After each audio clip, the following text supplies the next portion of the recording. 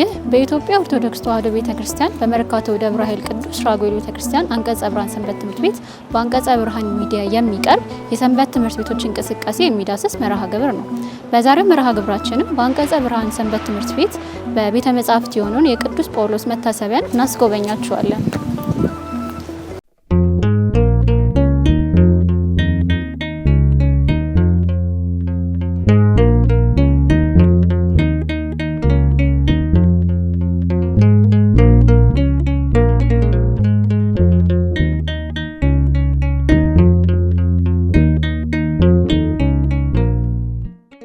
ደብረ ኃይል ቅዱስ ራጉኤል አንቀጸ ብርሃን ሰንበት ትምህርት ቤት ቤተ መጻሕፍት ክፍል ዛሬ ያለበት ደረጃ ለመድረስ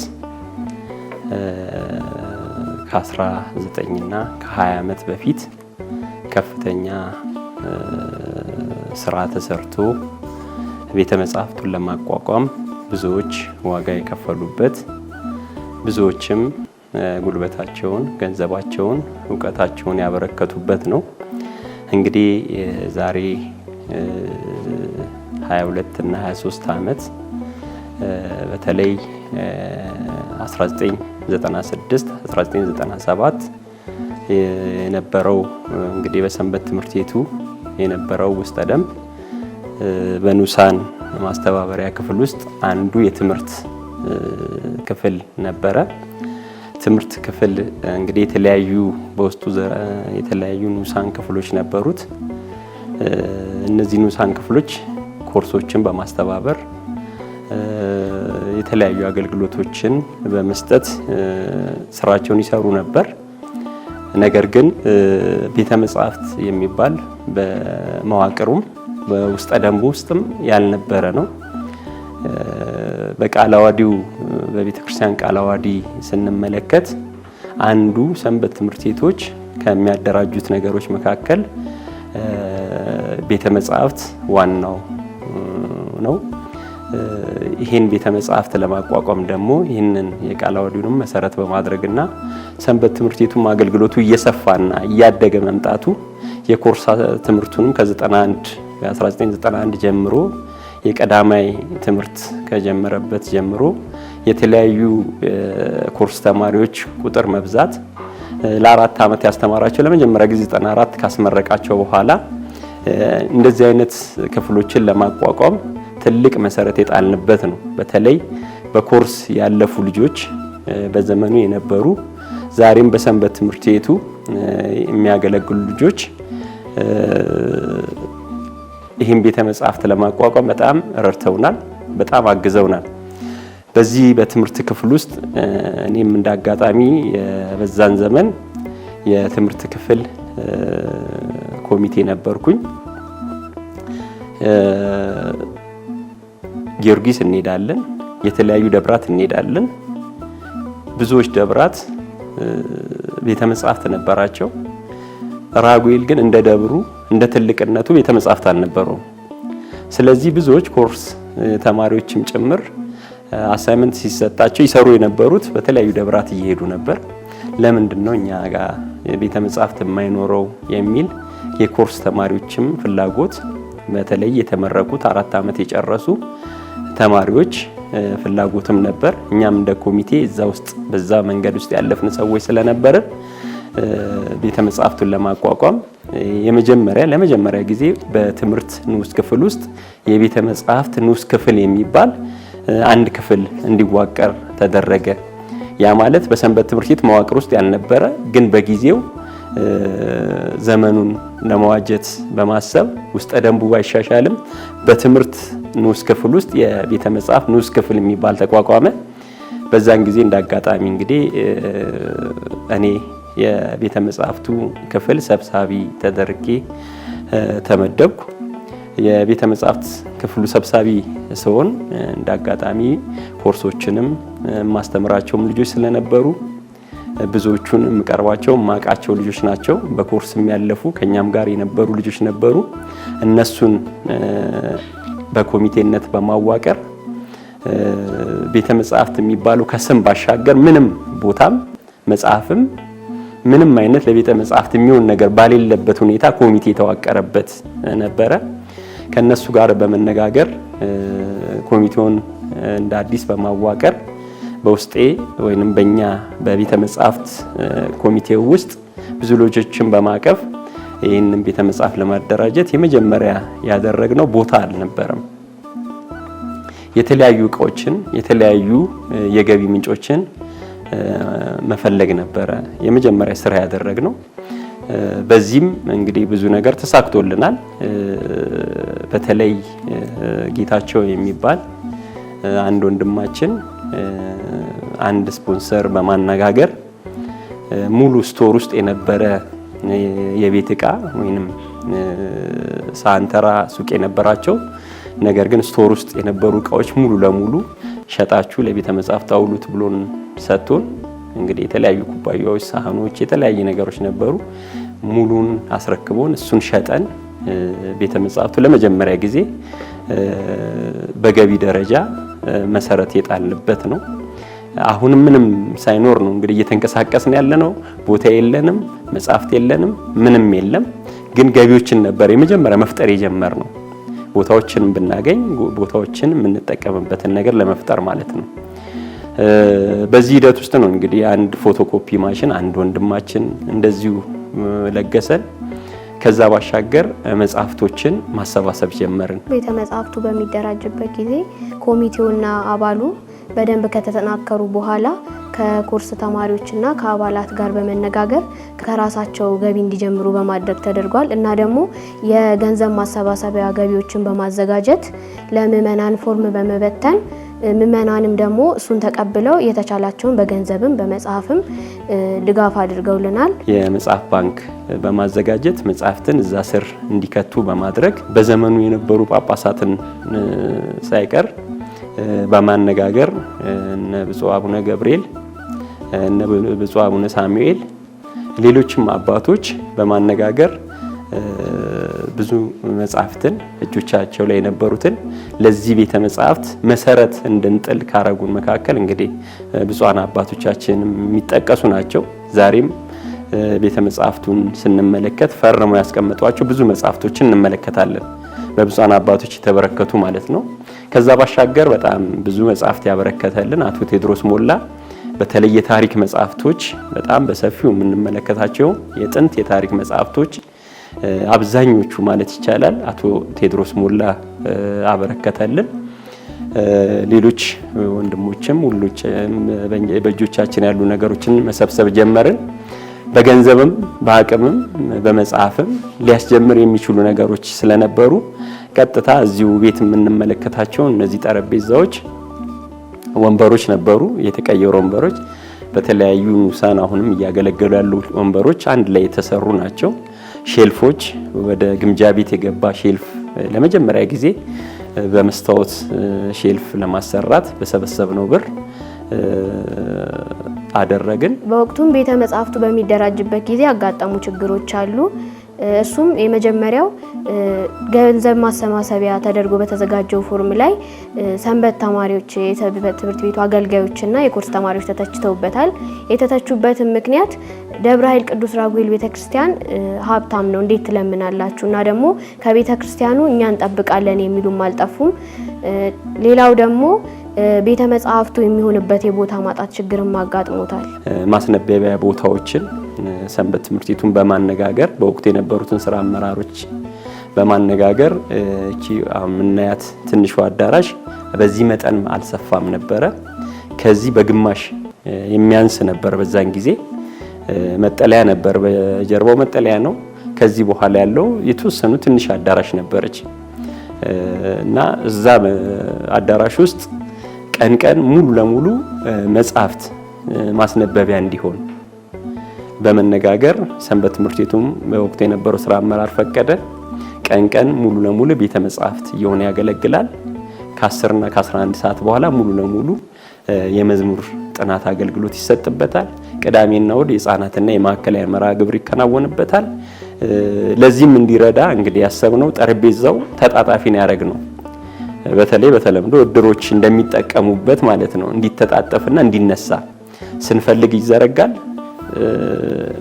ልክ ሰዓት ሲሞላ ደግሞ ለአገልግሎት እንዲመች ጠረጴዛዎችን እያጠፍን ግድግዳ እያስያዝን ነበር የምንጠቀምባቸው። ስለዚህ በዛ መልክ ቤተ መጻሕፍቱን ለማደራጀት ችለናል። በወቅቱ እንግዲህ በፍቃደኝነት በሁለት ፈረቃ ሆኖ የሚያስነብቡ ተባባሪ አባላት ነበሩን። እነዛ ጠዋትና ማታ ይገባሉ። የንባቡም ሂደት በዛ መልክ ተጀመረ። ትንሹ አዳራሽ በተለምዶ ትንሹ አዳራሽ የምንላት ማለት ነው። እዛ ነበረ እንግዲህ መሰረቱም የተጣለው የንባቡም ሂደት የቀጠለው። ከዛ በኋላ ነው እንግዲህ 2001 2002 ይሄ ህንፃ አሁን ያለንበት ቦታ በተመረቀ ጊዜ እንዳጋጣሚ አሁን የታሪክ አጋጣሚ ሆኖ የሰንበት ትምህርት ቤቱ ሰብሳቢ በመሆን ተመረጥኩኝ። ስለዚህ ቤተ መጻሕፍቱን ማቆ ቤተ መጻሕፍት የበለጠ እንዲጎለምስ እንዲያድግ በወቅቱ ከነበሩ ስራ አመራሮች ጋር በመነጋገር ቦታዎች እንዲፈቀዱልን በወቅቱ ከነበሩት አባ ፍቅረ ማርያም በአሁን ሰዓት የደብረ ሞይ ቅዱስ ሚካኤል አስተዳዳሪ የሆኑት ብፁዕ አቡነ ሳሙኤል በወቅቱ የአዲስ አበባ ሀገረ ስብከት ሊቀ ጳጳስ ነበሩ። በሳቸው መልካም ፍቃድ በደብሩ አስተዳዳሪ እና በሰበካ ጉባኤው በወቅቱ የነበረው ሰበካ ጉባኤ መልካም ፍቃድ እነዚህ ቦታዎች አሁን የምናያቸው የሰንበት ትምህርት ቤቱ ስራ አመራር ቢሮ፣ የሰንበት ትምህርት ቤቱ ጽሕፈት ቤት፣ ትምህርት ክፍልና ሌሎች ንዑሳን የሚገለገሉበት ክፍሎች እና ይህንን የምናየው ዛሬ የምንጠቀምበትን ቤተ መጻሕፍት በወቅቱ ለማግኘት ችለናል። አሁንም እንግዲህ የታሪክ አጋጣሚ ሆኖ እንግዲህ በዛም ዘመን የሰበካ ጉባኤ አባል በሰንበት ትምህርት ቤቱ ተወካይ እኔ ነበርኩ። በብዛት ይህን እድሎችን ለመጠቀም ችለናል ማለት ይቻላል። በወቅቱም የነበረው ስራ አመራር የነበሩም የሰንበት ትምህርት ቤቱ አባላት ትልቅ አስተዋጽኦ ነበራቸው። ይሄ ቤተ መጻሕፍት ሆኖ እንዲቆም ማለት ነው።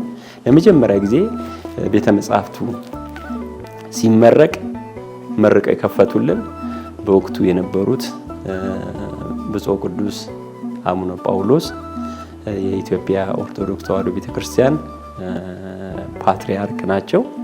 ይሄ ማለት ከሌሎች ምናልባት ከሌሎች ደብራት የተለየ ያደርገዋል። በሰንበት ትምህርት ቤት ደረጃ አንድ ቤተ መጻሕፍት ተመርቆ ሲከፈት በፓትርያርክ ደረጃ የተመረቀበትም ሁኔታ ነው ያለው።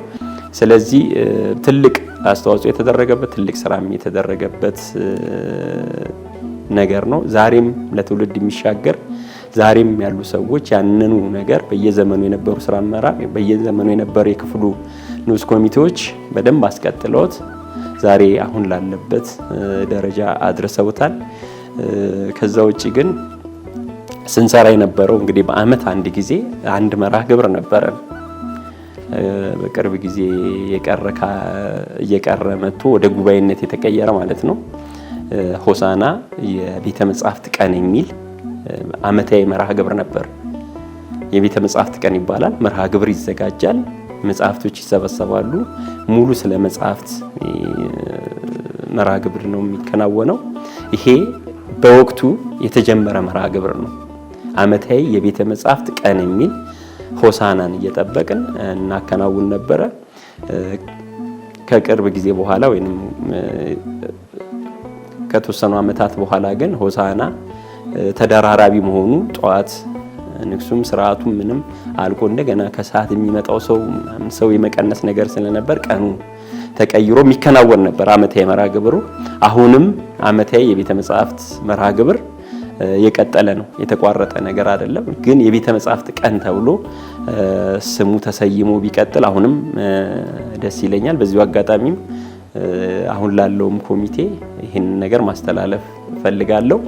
ከዛ ባሻገር ይሄ ቤተ መጻሕፍት ሲቋቋም መሰረታዊ ነገሩን ይዞ የተነሳው የኢትዮጵያ ኦርቶዶክስ ተዋሕዶ ቤተክርስቲያን ልጆችን በእውቀት ለማጎልመስ ነው።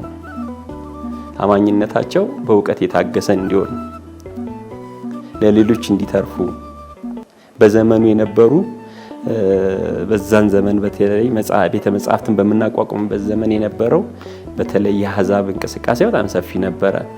ያንን በጣም ወጣቶችን የሚጠቁበት የነበረ ዘመን ነው።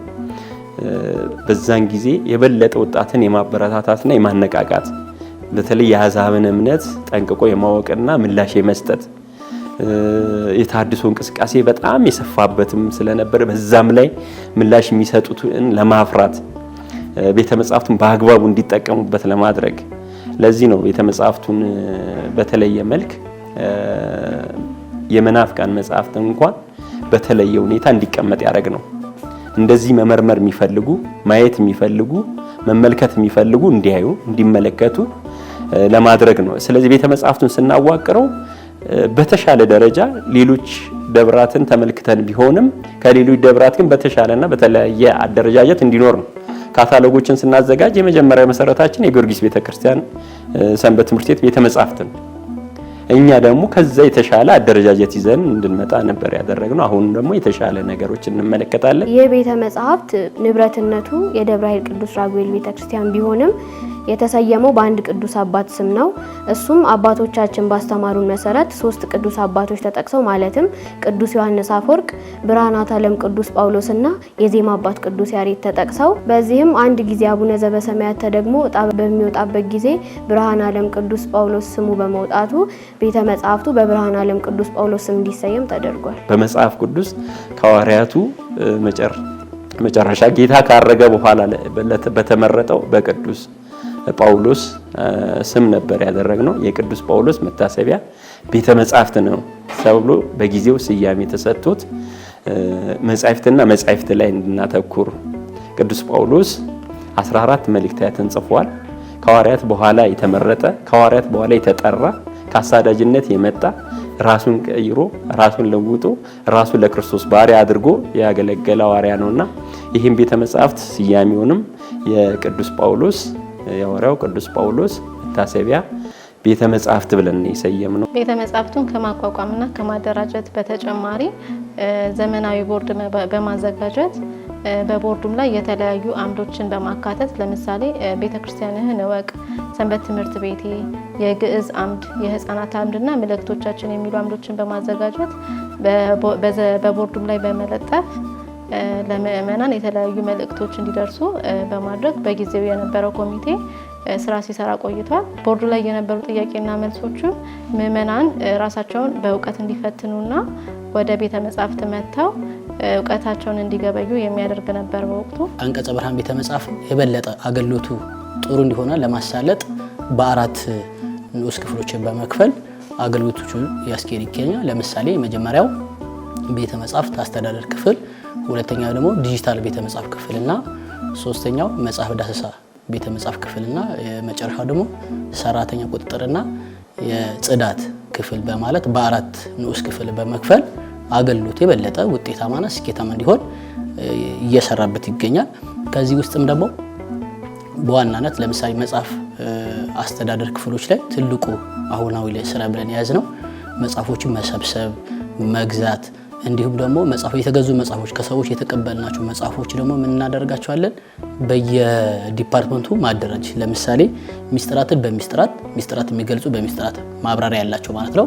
ታሪክን በታሪክ ገርላትና ድርሳናት በድርሳናት ስነ ጽሁፍ ይዘት ያላቸው ደግሞ በስነ ጽሁፍ ይዘት በማለት በእንደዚህ መልኩ እንዲሁ ምክርና ተግሳጽ እያልን በመለየት መጽሐፎቹ በየክፍሉ ከፋፍሎ በማስቀመጥ በማደራጀት ከዛ ድጋሚ ደግሞ ከሰዎች ጋር ደግሞ ድጋሚ ደግሞ ኮንታክትን በመፍጠር ከባለድርሻ አካላት ጋር ማለት ነው መጽሐፎች ቅድም ሲነገር ከነበረው በተጨማሪ መጽሐፎችን እንሰበስባለን ከሰዎች እንዲሁ ደግሞ ከሰንበት ትምህርት ቤቱ ዓመታዊ እቅድ አለን። እቅድ ይታቀድና ከዛ ውስጥ መጽሐፎችን ገዝተን የሌለንን መጽሐፍ ማለት ነው ያሉት እንዳለ ሆኖ የሌለን በተለይ አዳዲስ መጽሐፎች ሲገቡ ወደ ቤተ መጽሐፉ ግብዓት የማድረግ ከዛ መጽሐፎቹ ደግሞ ያው ሁሉ ጊዜ እንደምታውቁት መጽሐፍት ይቀደዳሉ እና እነዛ ደግሞ መጽሐፍቶች ጥገና በማድረግ በተጨማሪ ደግሞ ቁጥሮቹ በመስጠት ኮድ ማለት ወይ ደግሞ አይዲ ነምበር የምንለው ማለት ነው በዛ መንገድ አገልግሎት ይሰጥ ይገኛል። በተጨማሪ አሁናዊ ያለው የቤተ መጽሐፍ ውስጥ አንደኛው ከምንሰራበት ስራዎች ውስጥ ዲጂታል ቤተ መጽሐፍት የሚላለን ከዛ ውስጥም ያው ኮምፒውተሮች ሲስተሞች አሉት።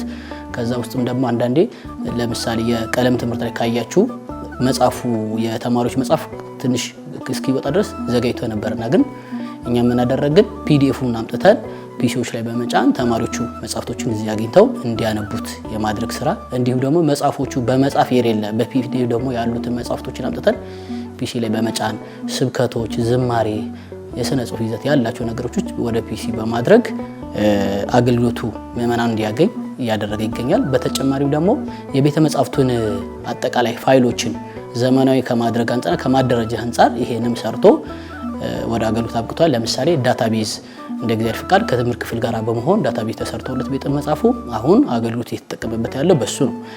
በተጨማሪም የቴሌግራም ቻናልን በመክፈት አሁን ላይ አንቀጸ ብርሃን ቤተ መጻሕፍት ይላል። ስሙን ታዩታላችሁ፣ ብዙዎቻችሁ ታውቁታላችሁ ብለን ተስፋ እናደርጋለንና አንቀጸ ብርሃን ቤተ መጻሕፍት ወደ 10,000 ማክሲመም 10,000 ሰዎች የቤተ መጻሕፍቱ ተከታይ ያለው። ከዛ ውስጥም ደግሞ የተለያዩ መጽሐፎች ለምሳሌ ቤተ መጻሕፍት ላይ መጥተው ምእመናን ማንበብ ማይችሉ ጊዜ የሌላቸው ሰዎች ቢያንስ ቤቱ ሲቀመጡ በስራ ቦታ መጽሐፍቶችን እንዲያገኙ ስብከቶችን እንዲያገኙ ጭምር እያደረገ ይገኛል።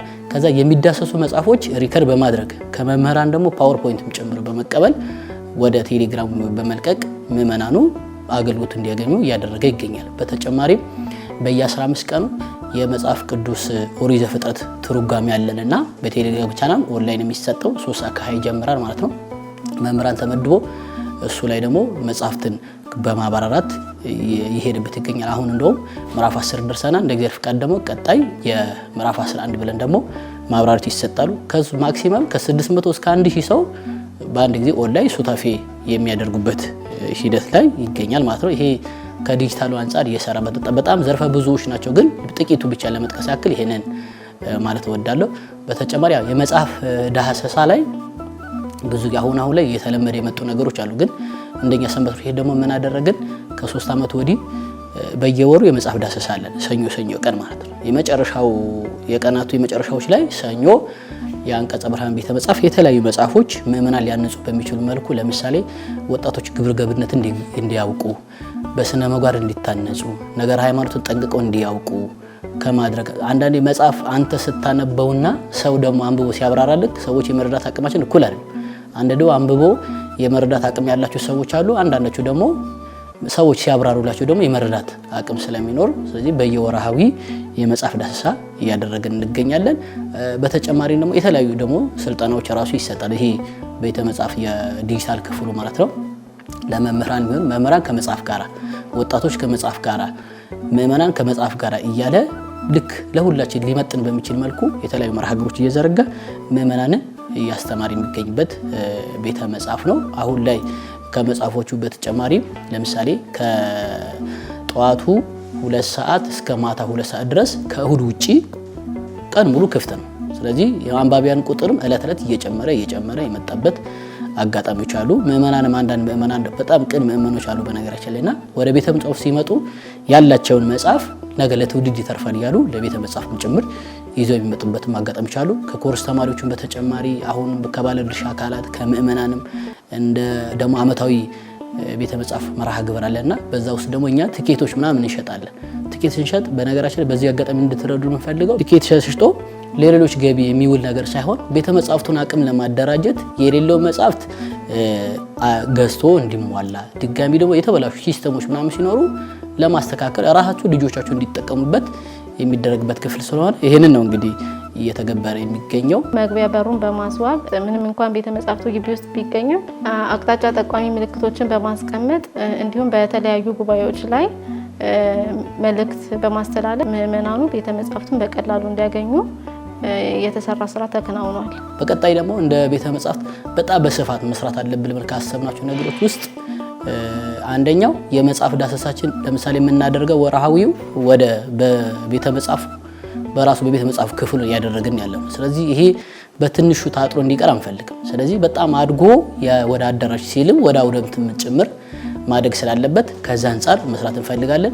ቴሌግራም ቻናሎች የሚጠቀሙ እዚህ መምጣት የማይችሉ ሰዎች ደግሞ የበለጠ ቁጥሩን ጨምረን የሌለው መጽሐፍ እነሱን እንዲደርሳቸው የማድረግ ስራዎች ቤተ መጻሕፍቱ እየሰራ ይገኛልና መጽሐፎች ትንሽም ይጎሉናል፣ ግን የበለጠ ደግሞ በስፋት ሰፋ አድርገን መጽሐፎችን የመግዛት ሰው አንባቢያን ቁጥር የመጨመር እንዲሁም ደግሞ እግዚአብሔር ከረዳን ደግሞ ቀጣይ ያሰብነው ዋናው ደግሞ የህፃናት ቤተ መጻሕፍት መክፈት የሚለው ትልቁ የካሁን የክፍሉ ዓላማ ስለሆነ እግዚአብሔር በረዳ መጠን እሱን ጋር ለማድረግ እንቅስቃሴዎች ጀምረናል። መጽሐፎቹን እንደውም መሰብሰብ ጀምረናል።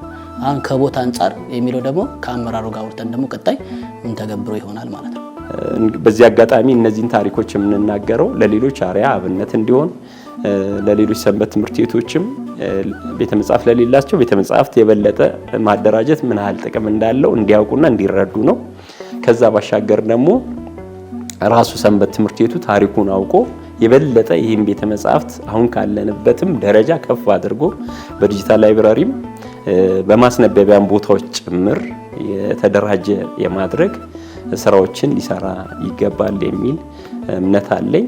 ስለዚህ በወቅቱ የነበሩ ሰዎችን፣ ኮሚቴዎችን በየዘመኑ ያለፉ በዚህ ቤተ መጻሕፍት አገልግለው ያለፉ አሁን ያሉት ደረጃዎች ያደረሱ ሁሉም እንደ ዱላ ቅብብል እየተቀባበለ ለዚህ ደረጃ ያበቁ ወንድሞች እህቶች ናቸውና በዚህ አጋጣሚ ማመስገን እፈልጋለሁ። እግዚአብሔር ይስጥልን፣ እግዚአብሔር ይባርክልን፣ ፍጻሜያችንን ያሳምርልን።